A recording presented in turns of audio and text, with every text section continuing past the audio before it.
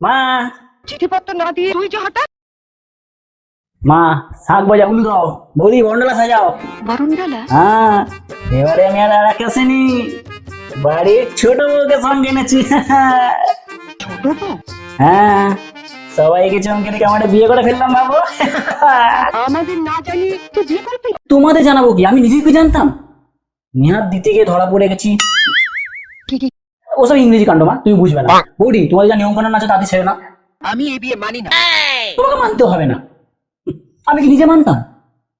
নেহাত কিছু কাণ্ড করতেই ধরা পড়ে গেছি, তাই। আর গ্রামবাসীরা হয়েছে তেমন, ধরে বেঁধে আমার বিয়ে করিয়ে দিয়েছে। আমার বিয়ে দিচ্ছিল না। আমার একই সর্বনাশ হলো। দেখো মা, এরকম করে কপাল চাপড়িও না, পরে পরে মেরে এসে ভাববে কি কোন ডোবায় মাথা কোপালাম রে।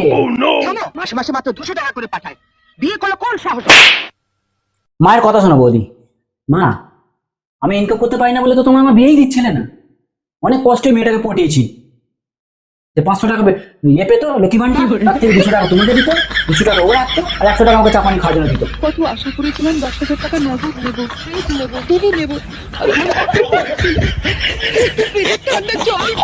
আচ্ছা ঠিক আছে মা, বিয়ের সাথে তো আমার বিয়েটা হয়ে যাচ্ছে, তখন ও আমার বউ হয়ে যাবে, তখন 1000 টাকা তো আপনি পাবে লক্ষ্মী ভান্ডারে, তখন 200 জায়গায় 400 টাকা তোমার দিতে হবে। ঠিক আছে, তখন তুমি জল খাও, জলের মধ্যে ফ্রিজ লাগাও, না ফ্রিজের মধ্যে জল লাগাও, যা ইচ্ছা তুমি করো, কোনো কেউ বাধা দেবে না। ঠিক আছে?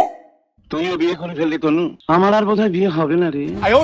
মামা দিদি রাতে কতদিন নৌকো মেরে রাখবে, তাহলে তোমার বিয়ে কোনোভাবে হবে না। এই ঘাঁটি থেকে বাইরে যাও, যার শাশুড়ি ভাবে নিয়ে পালিয়ে যাও, তবে তোমার বিয়ে হবে। যাই হোক বৌদি, যাও যাও, তোমাদের নিয়ম কানুন তাদের সেরে নাও, আমার খুব ক্লান্ত লাগে, আমি একটু ওয়াশরুমে যাই। হ্যাঁ।